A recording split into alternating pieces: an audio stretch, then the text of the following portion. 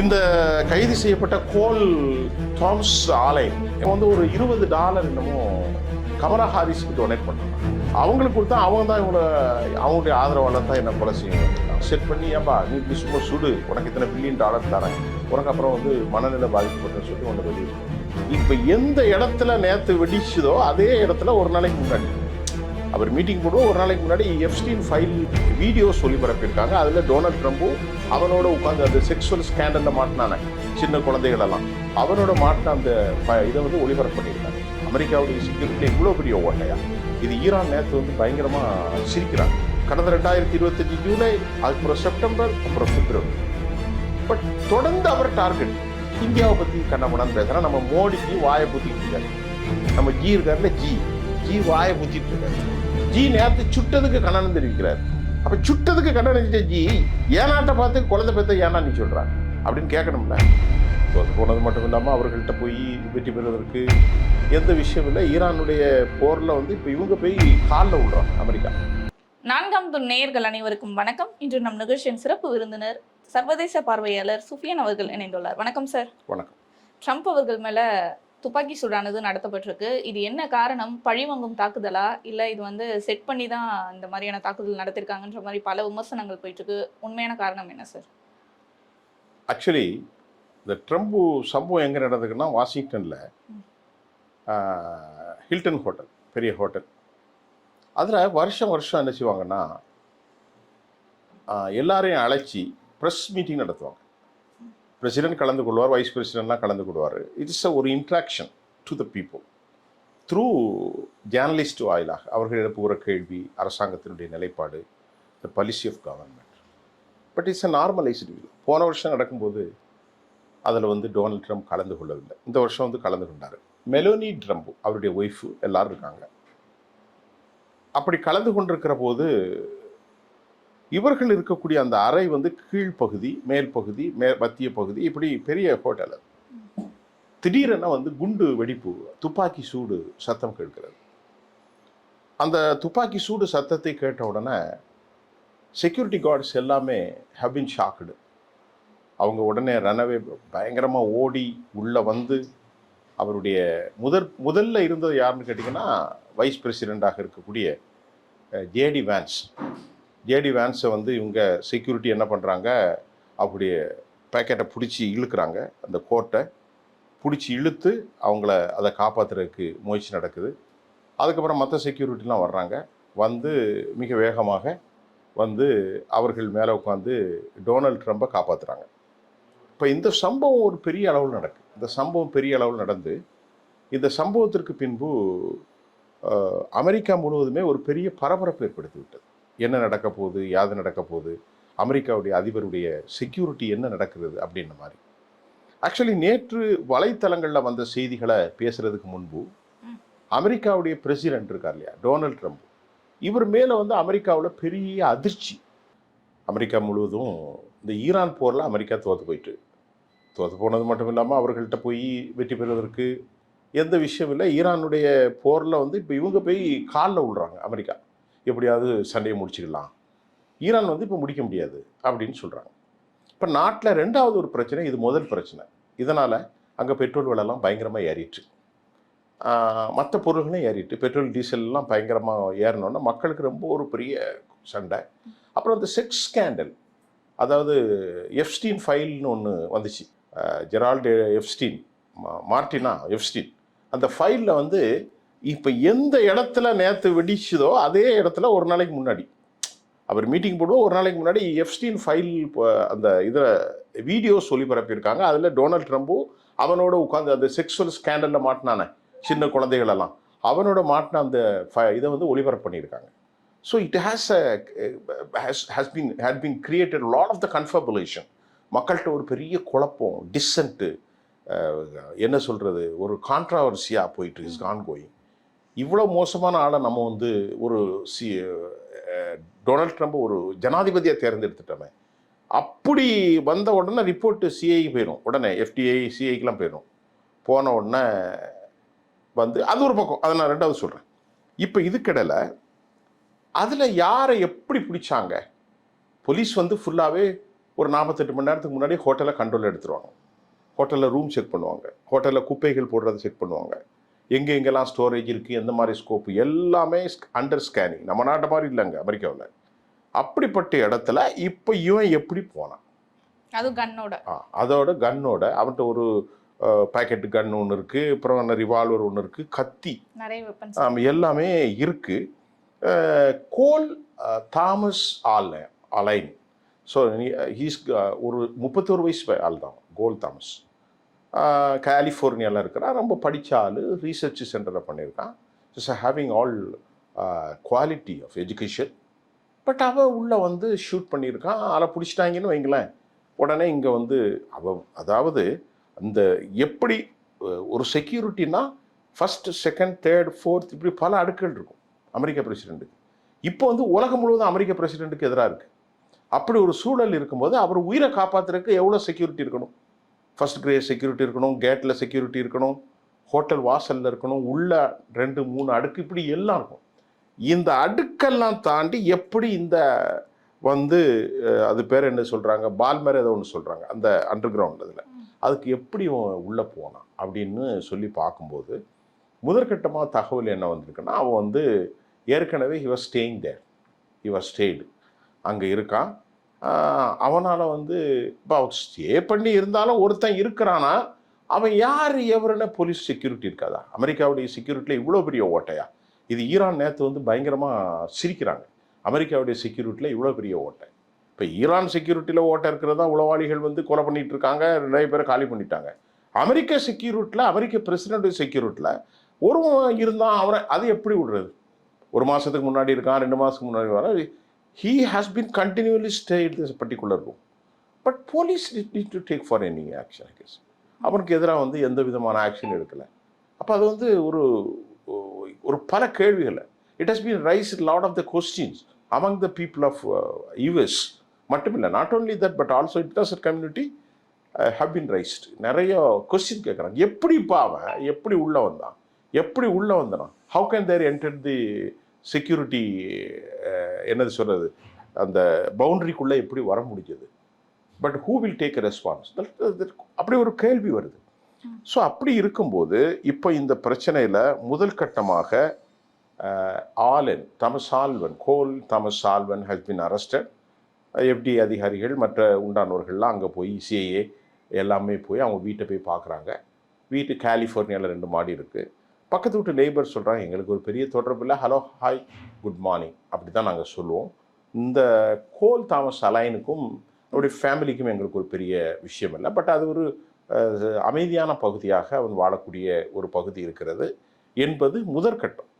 இப்போது ட்ரம்ப் மீதான இந்த குலைமூச்சு வரலாறு இப்போ மட்டும்தானா அப்படின்னு நம்ம ஒரு சின்ன ஒரு என்ன சொல்கிறது, திரும்பி பார்த்து ரிவ்யூ பண்ணக்கூடிய ஒரு சூழ்நிலையில் இருக்கோம். இப்போ வந்து முதலாவது 2025 ஜூலை ஒரு பிரச்சாரத்தில் during his election camping he was அவரை கில் பண்ணுறதுக்கு முயற்சி பண்ணுறாங்க. அப்போ அந்த காது பக்கத்தில் ஷூட் பண்ணிட்டான். இப்போ அதில் வந்து மிக முக்கியமாக இது பென்சில்வேனியாவில் நடந்தக்கூடிய இந்த எலெக்ஷன் கேம்பெயினில் வந்து இந்த சம்பவம் நடந்திருக்கிறது. இந்த சம்பவத்தில் வந்து 20 வயதான Thomas Crookes has been arrested. அவரை வந்து அரெஸ்ட் பண்ணியிருக்கிறாங்க. ஸோ இது முதல் நடவடிக்கை. அதுக்கப்புறம் செப்டம்பரில் இதே மாதிரி மற்றொரு அட்டெம்ப்ட். அந்த செப்டம்பர் அட்டெம்ப்டில் அது ஃப்ளோரிடாவில் இருக்கிறதுல, இது பென்சில்வேனியா. 2வது attempt September, it was happen Florida. இந்த ஃப்ளோரிடாவில் இருக்கக்கூடிய ட்ரம்பினுடைய அந்த பாம் பீச், இந்த கடற்கரை ஓரமாக அவரை கொல்லும் நோக்கத்தோடு அங்கே சென்றிருக்கிறார்கள். அவன் வந்து ரியான் ரூத் கோல்ஃபு விளையாடுகிற போது தான் இந்த சம்பவம் நடந்தது. இது செகண்ட் அட்டெம்ப்ட். அப்போ அந்த இதில் வந்து அன்னைக்கு அவர் வந்து கைது செய்யப்பட்டார். அன்னைக்கு அவர் அங்கே இல்லை, ஹி வாஸ் நாட் இன் தேர். அப்போ அவனை கைது செய்ய போட்டாங்க. அவனை கொண்டு ரொம்ப நாளாகவே பிளான் பண்ணியிருக்கான் அந்த கோல்ஃப் மைதானத்தில் உள்ளே என்ட்ரு பண்ணி துப்பாக்கியெல்லாம் செட் பண்ணி வச்சுருதாக சொல்லி இப்போ அவனுக்கு 20 வருஷமாக ஆயுள் தண்டனை கொடுத்துட்டாங்க. இது செகண்ட் அட்டெம்ப்ட். அப்புறம் 3வது அட்டெம்ப்ட் பிப்ரவரியில் நடந்திருக்கிறது. 21 வயதான ஆஸ்டின் டக்கர் மார்டின். இந்த ஆஸ்டின் டக்கர் மார்டின் வந்து யாருன்னா ஃப்ளோரிடாவில் உள்ள ட்ரம்பினுடைய ஒரு ரெசார்ட்டுக்குள்ள உள்ள பூந்து சுட்டு பண்ணாங்க. அவரை வந்து ஷூட் பண்ணி சாவடிச்சிட்டாங்க. இப்போ அந்த டைமில் ஃப்ளோரிடாவில் அவர் உள்ளே இருந்தார் கோல்ஃபில். இப்போது பிப்ரவரியில் நடந்திருக்கக்கூடிய டக்கர் மாஸ்டினில் ஃப்ளோரிடாவில் அவர் இல்லை. முதல் அட்டம்ப்டில் அவர் இருந்தார், செகண்ட் அட்டம்ப்டில் இல்லை, அவனுக்கு ஷூட் பண்ணி சாவடிச்சிட்டாங்க.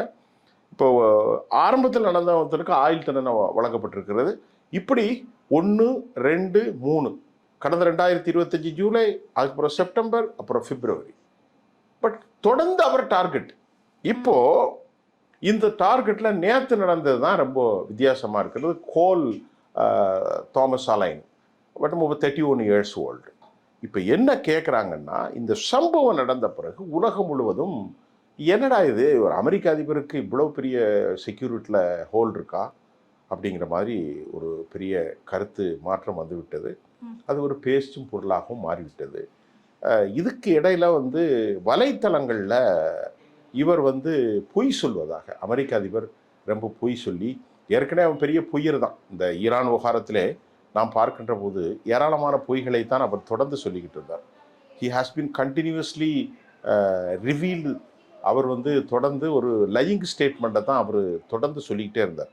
ஸோ அந்த மாதிரி ஒரு சிச்சுவேஷன் அங்கே உருவாயிடக்கூடாது. ஆனால் இதையெல்லாம் தாண்டி இன்னொரு கேள்வி வருதே சார். ஏன்னா இப்போ ஈரான், இஸ்ரேல், அமெரிக்கா போரானது பயங்கரமாக உச்சத்தில் போயிட்டு இருந்துச்சு. அதற்கிடையில இந்த மாதிரி ஒரு சம்பவம் நடந்திருக்கிறது வந்து ஈரானுடைய பழிவாங்கும் தாக்குதலா அப்படின்ற கேள்வியும் வந்திருக்கு. இது நல்ல கொஸ்டின் தான். ஆனால் இப்போ வந்து உலக அளவில் ஈரானுக்கு இதுக்கு சம்மந்தம் இல்லைங்கிறது அமெரிக்காவை ஒத்துக்கிறாங்க. ஈரானுடைய கான்ஸ்பிரசி ஒன்றும் கிடையாது. ஈரான் வந்து இந்த மாதிரி வேலைகளை செய்யலை. பட் ஆரம்பத்தில் வந்து ஈரான் என்னை கொலை செய்ய போகிறதுக்கு முயற்சி பண்ணான்னு சொல்லி தான் அமெரிக்காவிலேருந்து எல்லாத்தையும் காலி பண்ணாங்க. இது வந்து அமெரிக்காவுடைய அரசியலை மாற்றுவதற்கு, இப்போது வரக்கூடிய coming election September will happen, நடக்கலாம். அப்போ செப்டம்பர் எலெக்ஷன் நடக்கின்ற போது இவருக்கு ரொம்பவே தோல்வி உச்சக்கட்டத்தில் இருக்குது. ஏன்னா இவர் இஸ்ரேலுக்கு சப்போர்ட் பண்ணது, ஏராளமான ஆயுதங்களை இல்லாமல் ஆக்கியது, எந்த திட்டமும் இல்லாமல் இந்த போரில் அவர் இறங்கினது. அது மட்டும் இல்லாமல் அமெரிக்க இராணுவம் நிறைய பேர் இறந்துட்டாங்க. அமெரிக்காவுடைய பல கோடிக்கணக்கான பில்லியன் டாலர்களை என்ன கொஸ்டின்ஸ் ரைஸ் பண்ணுறாங்கன்னா, நம்ம நாட்டுக்காக போரிடாமல் நீ ஆண்டா யூதனுக்கு போய், இஸ்ரேல் யூதனுக்கு போய் சப்போர்ட் பண்ணுறா, அதுக்கு நம்ம நாட்டுடைய மிலிட்ரி இலக்கணுமா அப்படிங்கிற கொஸ்டின்ஸ் வந்து சாதாரண மக்கள்கிட்ட வந்துட்டு. அது மட்டும் இல்லாமல் 70% அமெரிக்கா யங்ஸ்டர்ஸ்கிட்ட யூதர்களுக்கு எதிரான மனநிலை வந்துட்டு. ஏன்னா அங்கே வந்து எப்பவுமே பார்த்தீங்கன்னா யூத லாபி தான் ரொம்ப டாப்பாக இருக்கும். செனட்லேயும் சரி, அமெரிக்க காங்கிரஸ்ஸு எல்லாத்துலேயுமே யூதர்களுடைய லாபி அதிகமாக இருக்கும். இவன் வந்து இந்த சூழ்நிலையில் இவர் நம்முடைய டொனால்ட் ட்ரம்ப் என்ன சொல்லிட்டார், நான் ஒரு யூத ஆதரவாளர்னா இட்ஸ் ஓப்பன் டெக்ளரேஷன். இப்போ இந்த சூழ்நிலை ஈரானுடைய போரில் அவர்களால் வெற்றி கொள்ளவே முடியல. அவங்க பயங்கரமாக தாக்கிட்டாங்க. இன்னும் வரைக்கும் சமாதானம் பேசுகிறாங்க. ஹெர்மூஸில் ongoing process going on. But he didn't get எதுவுமே இதுவரைக்கும் நமக்களால் பெற முடியல. அப்படி இருக்கும்போது இதை வந்து மடைமாட்டோம். இப்போ எப்படின்னா அவர் என்ன நினச்சாருன்னு சொன்னோன்னா, இவருக்கு வந்து டொனால்ட் ட்ரம்ப் மேலே sexual scandal, Jeffrey Edward Epstein, அந்த ஃபைல் வந்து ஒரு நாளைக்கு முன்னால் தான் போட்டிருக்காங்க. இவருக்கு பெண்கள் தொடர்பு, சின்ன வயசு பொண்ணை வந்து நான் என்ன வந்து செக்ஸுவல் அட்ராசிட்டி பண்ணார், நான் கையை கடிச்சிட்டேன் அப்படின்னா அந்த பொண்ணு வந்து சாட்சி சொல்லியிருக்கு. 14 வயசு பொண்ணு. இப்போ அந்த பொண்ணுக்கு 30 வயசு ஆயிட்டு. அதனால் இவன் வந்து அவ்வளோ நல்ல ஆள் கிடையாது. அமெரிக்க அதிபர் வந்து பெண்கள் விஷயத்தில் போதை இது எல்லாமே அவருக்கு உண்டதாக அமெரிக்க மக்கள் நம்புகிறார்கள். அது மட்டும் இல்லாமல் ஹேட்ரேட் பாலிடிக்ஸ், வெறுப்பு, அரபுகளுக்கு எதிராக இருப்போம். நேற்று கூட இந்திய சமூகத்துக்கு எதிராக வெறுப்பு. இந்தியர்கள்லாம் நரக குழி, அங்கேருந்து வந்து இங்கே வந்து பிள்ளையை பெற்றுக்கொள்கிறார்கள். இங்கே பெற்றுக்கொண்டு என்ன சொல்கிறார்கள், அந்த பிள்ளை வந்து 2 பிள்ளைகள் சிட்டிசன் ஆயிடுது, வேலை பார்க்க போகிறாங்க, அங்கே குழந்தை பெற்றுக்கிறாங்க. குழந்தை பெற்றா அங்கே பிறந்த பிள்ளைக்கு அங்கூட சிட்டிசன் கிடைக்குது. அதுக்கப்புறம் என்ன செய்கிறாங்க, இங்கேருந்து வேலை பார்க்க போனவன் குஜராத்தி, பஞ்சாபி, என் பிள்ளையே நாட்டு சிட்டிசன் தான், ஸோ அவங்களுக்கு டேக் கேர் எடுக்கணும், எனக்கு சிட்டிசன்ஷிப் கொடு. இப்படி கள்ளத்தனமாக வந்திருக்கு. இந்தியர்களும் சீனர்களும் நரக குழி குழந்தைன்னு சொல்லி இந்தியாவை பற்றி கண்ணப்பண்ணான்னு பேசுகிறேன். நம்ம மோடிக்கு வாயை பூத்திக்கிட்டு இருக்காரு. நம்ம ஜி இருக்காருல, ஜி வாயை பூத்திட்டு இருக்காரு. ஜி நேற்று சுட்டதுக்கு கண்டனம் தெரிவிக்கிறார். அப்போ சுட்டதுக்கு கண்டனம் தெரிவித்த ஜி ஏன் நாட்டை பார்த்து குழந்தை பெற்ற ஏன்னா நீ சொல்கிறா அப்படின்னு கேட்கணும்ல. ஜி வாயை பூத்திக்கிட்டு இருக்கார். ஜிக்கு வந்து முஸ்லீம்கள் தானே டார்கெட்டு, முஸ்லீம்கள் கிறிஸ்தவர்கள் தான் டார்கெட்டை தவிர மற்றபடி அவருக்கு நேர்மை நீதிலாம் ஒரு மண்ணும் கிடையாது.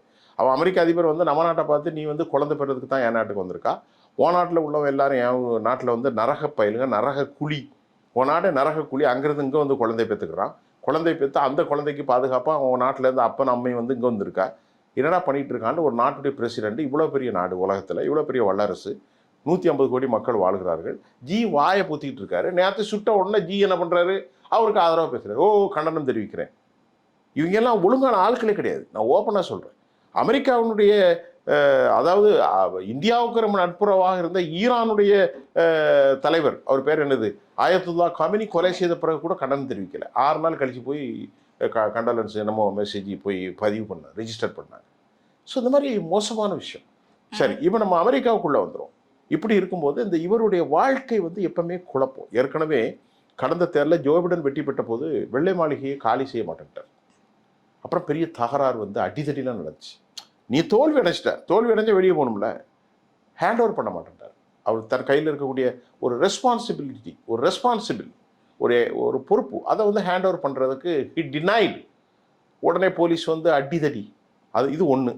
அப்புறம் நான் இன்னொரு அவருடைய ஆரம்ப கால பிஸ்னஸ் ஃபுல்லாகவே குழப்பம். எல்லாமே மஞ்சள் நோட்டீஸ் கொடுத்தது, எல்லாமே இந்த மாதிரி பலவித குழப்பம். இது 2வது. 3வது விவகாரம், தற்போது அவர் மேலே வந்து இந்த பெண்கள் விவகாரம், ஈரானுடைய தோல்வி, இதையெல்லாம் மடைமாற்றுவதற்குத்தான் வெளியே துப்பாக்கி சூடு நடத்தப்பட்டது. ஆனா அந்த துப்பாக்கி சூடானது 8 புல்லட் கிட்ட வந்து வெளியே வந்துச்சு, அந்த மாதிரியான செய்தி. 8 புல்லட்டா? 8 முறை சுடப்பட்டிருக்கு. அது 4-5 முறை, அது எதுல சுட்டாலும் யாருக்கு தெரியும்? அதுதான் சும்மா டக்கு டக்குன்னு சத்தம் தானே கேட்டுச்சு. அது அங்க எதுவும் சேதம் ஏற்படலையா சார்? யாருக்கும் அந்த உயிர் சேதம்ன்றதோ ஒன்றும் பண்ணல. ஒரு ஆள் ஏதோ கொல்லப்பட்டதாக தகவல் வருது. அதுக்கப்புறம் அவன் கொல்லப்பட்டார்ன்னு வந்து அதுக்கப்புறம் அவர் மேலே வந்து என்னமோ இது போட்டுக்கிட்டாரு, எது புல்லட் ப்ரூஃப் போட்டுருந்தனால அவருக்கு ஒன்றும் ஆகலை இந்த மாதிரி. அதாவது மொத்தத்தில் செய்தி ஒழுங்கா இல்லை. யாரும் செத்தாங்களா அல்லது சாகடிச்சிட்டாங்களா இல்லை சாகடிக்கிற பொய் சொல்கிறாங்களா? இப்போ என்ன சொல்கிறான், அவன் மனநிலை சரியில்லைன்னு அவனை போய் வெளியிட்டுறான். இப்போ இவங்க அப்படித்தானே கேஸை கொண்டு போகிறாங்க. சுட்ட தாமஸ் ஹாலைன், பட்டு அவன் வந்து படித்தாள், அவனுக்கு 31 வயசு ஆச்சு.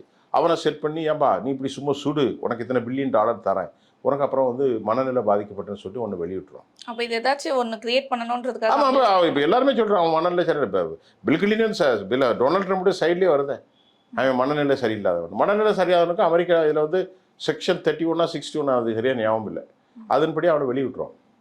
அப்புறம் யாரும் கேட்க மாட்டாங்க. இந்தியாவோட கேவலமான பயில அரசியல் அசிங்கம். கேட்டியா? இப்போ வந்து இது வந்து எப்படின்னா, இது என்னது, ஒரு டேர்னிங் பாயிண்ட். இப்போ மக்களுடைய attention to be convert, attention to be diverts. மக்களுடைய அந்த சிந்தனை, அமெரிக்கா தோற்று போய்விட்டது, அமெரிக்காவில் வந்து ஆயுதங்கள் இல்லை, அமெரிக்க அதிபருடைய தவறான பிளான் இல்லாத மூச்சு ஈரானில் வந்து தொங்கிட்டு இருக்காங்க, அசிங்கப்படுறாங்க, பாகிஸ்தானுடைய அசீம் முனீர்கிட்ட போய் காலில் விழுறாங்க, ஷெர்ஃபா ஷெரீஃப்கிட்ட போய் காலில் விழுறாங்க. யாருமே நாட்டுக்கிட்ட வரல.